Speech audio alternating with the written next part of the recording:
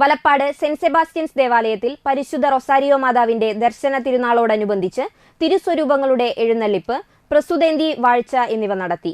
വികാരി father gents തട്ടിൽ, father Jinto Pereppadan എന്നിവർ മുഖ്യ കാർമ്മികത്വം വഹിച്ചു. ദിവ്യബലിക്ക് ശേഷം ലതീഞ്ഞ്, നൊവേന എന്നിവയ്ക്ക് ശേഷമാണ് എഴുന്നള്ളിപ്പ് നടത്തിയത്. കൈക്കാരന്മാരായ ANG ജെയ്ക്കോ, ഫെന്നി ഫ്രാൻസിസ്, ഷാജി ചാലിശ്ശേരി, ദർശന സമൂഹം ഭാരവാഹികളായ AA Antony, Biju Eluvathingal, CA Johnson, James Eluvathingal എന്നിവർ നേതൃത്വം നൽകി. കരിയാറ്റി ജോർജ് ഷാജിയാണ് ഈ വർഷത്തെ തിരുനാൾ പ്രസുതേന്തി.